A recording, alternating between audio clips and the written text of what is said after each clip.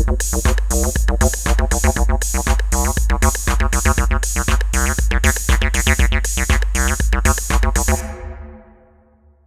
voulais montrer comment on pouvait créer un éclair d'orage, un éclair assez basique qu'on peut bien sûr améliorer ensuite. Alors je vais commencer par rentrer en mode Edit et je presse M, je fais Merge at Center et je me mets en vue de face et je vais faire des extrusions successives.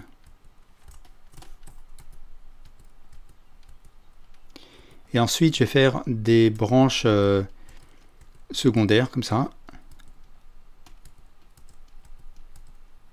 Donc je vais obtenir quelque chose comme ça. Et je vais tout sélectionner et faire un clic droit, Subdivide, histoire d'avoir un petit peu plus de topologie. Et ensuite je vais dans le panneau des modifieurs et j'attribue à mon objet un modifier Skin, ce qui va donner cette épaisseur. Alors je vais faire Alt Z pour voir mes vertices. Je vais sélectionner tous ces vertices. Et je vais faire un CTRL A pour diminuer l'épaisseur du skin ici. Je peux aussi retoucher dans le panneau N sous Item, sous Vertice Data. Je peux retoucher le rayon de mes vertices ici avec Radius X et Radius Y. Et là je vais affiner le bout, CTRL A. Je vais aussi affiner les bouts ici. Je vais activer le Proportional Editing et je fais un CTRL A pour affiner.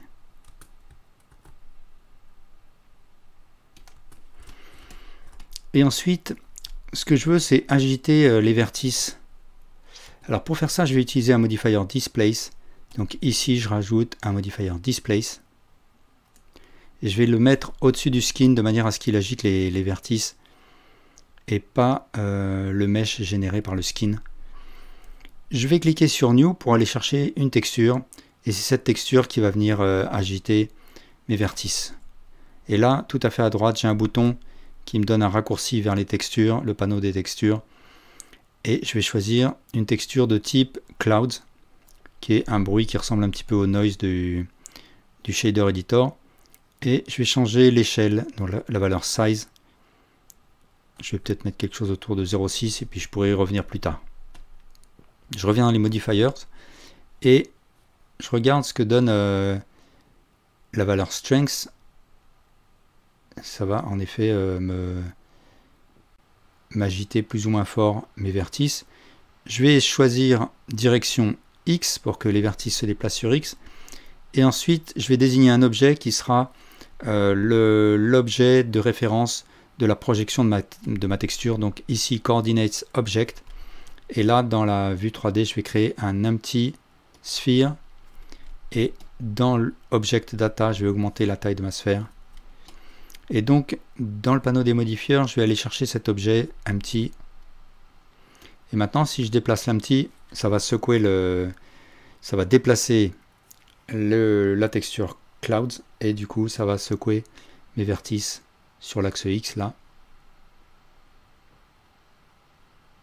Alors je vais tout de suite créer une animation. Là je vais ouvrir avec Shift F12 la timeline. Je vais la faire commencer à 0. Je clique sur Playback Set Start Frame. Et puis je vais la terminer à 30 par exemple. Playback Set End Frame. Et je vais créer une première image clé avec mon empty ici. Je presse sur I, Location Rotation Scale. Et à la frame 30, je crée une seconde image clé. Je presse sur I, Location Rotation Scale, et je vais créer une interpolation linéaire pour qu'il n'y ait pas d'accélération, décélération. Donc je presse T, Interpolation linéaire.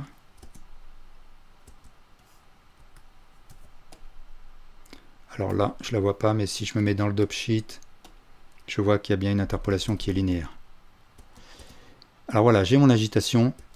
Peut-être que je veux qu'elle soit un petit peu moins forte, donc je vais baisser la force.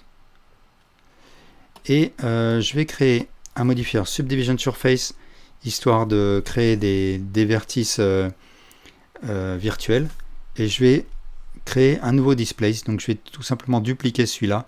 Je clique sur la petite flèche qui descend et je choisis Duplicate. et la duplication, je vais la mettre sous le subdivision.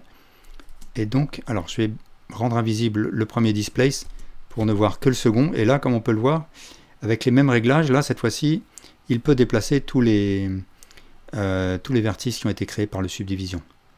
Alors, peut-être que là, cette fois-ci, je vais déplacer les vertices sur Z. Et je vais peut-être faire une force inférieure, de manière à ce qu'il y ait un déplacement un petit peu plus subtil. Et maintenant, si j'active les deux displays, voilà ce que ça donne.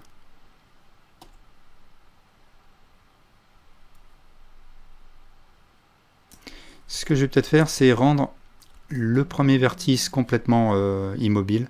Et pour cela, je vais sélectionner tous mes vertices sauf celui du haut. Et je vais créer un nouveau groupe. Donc je vais faire CTRL-G, Assign to New Group. Et ce groupe, je vais aller le chercher ici dans les modifiers Displace sous Vertex Group. Et donc, quand je lance l'animation, seul le groupe est animé et pas le vertex du haut qui n'en fait pas partie. Et l'avant-dernier vertex, je vais aussi aller dans Object Data. Là, je peux visualiser le groupe. Et je vais l'assigner à moitié au groupe seulement, ce second vertex. Donc je mets la valeur weight à 0,5 et je clique sur Assign. Donc lui, il va être aussi un petit peu moins agité. Donc les deux vertices en haut sont agités ou peu agités ou pas du tout agités. Et ça, il faut que je le fasse aussi pour le second displace. Je sélectionne mon groupe de manière à ce que seul le groupe soit affecté. Alors, je vais sortir de la transparence, de la transparence avec Alt Z et je vais créer un shader, un matériel pour mon objet. Donc tout d'abord, je vais aller dans l'onglet World là. Je vais choisir une couleur de fond. Là, je vais mettre en mode Render Preview et je vais choisir ma couleur de fond. Donc ça peut être un bleu foncé. Et ici, je vais ouvrir le Shader Editor. Donc Shift F3 jusqu'à obtenir le Shader Editor. Je clique sur New. Par défaut, je vais avoir un Principal BSDF. J'ai activé l'add-on qui s'appelle Node Wrangler. Donc avec un Shift S, je vais aller chercher un shader Mix Shader. Et ensuite, je vais créer un shader Emission et un autre qui va être un shader transparent.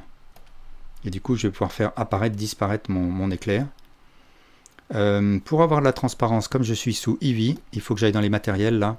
Et sous Settings, il faut que je choisisse Blend Mode, Alpha Blend. Je décoche Show Backface. Et maintenant, là, je peux voir que si je mets le facteur à 1, le facteur du Mix Shader, eh bien, je ne vois que la transparence. Si je le mets à 0, je ne vois que l'émission. Alors, l'émission, je vais peut-être faire une couleur bleue, comme ça. Dans le panneau Render, je vais activer l'option Bloom, qui va me donner une lueur, un effet de lueur. Et je vais mettre l'intensité à quelque chose comme 0,2, 0,3. Je vais mettre 0,3 par exemple. Il faut que j'augmente la valeur strength de l'émission, sinon je vais pas avoir grand chose. Je vais peut-être diminuer un petit peu le rayon, la valeur radius du bloom. Je vais peut-être rajouter encore des vertices pour avoir un petit peu plus de topologie encore à agiter. Donc je sélectionne tout et je fais un clic droit Subdivide.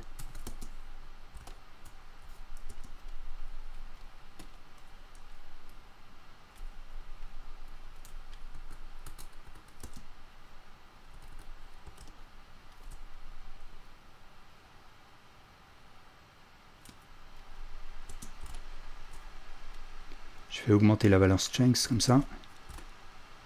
Et là, je vais créer l'apparition. Donc, je vais mettre par exemple à la frame 10. À la frame 10, je vais mettre le Mix Shader à le facteur à 1 et je presse sur I pour créer une image clé.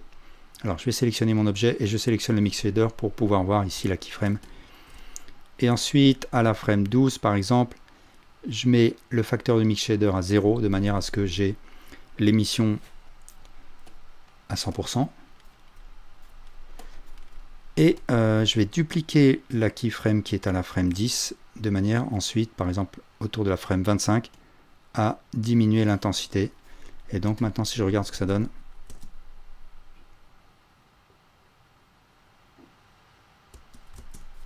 Alors il faut peut-être encore plus d'intensité de l'émission.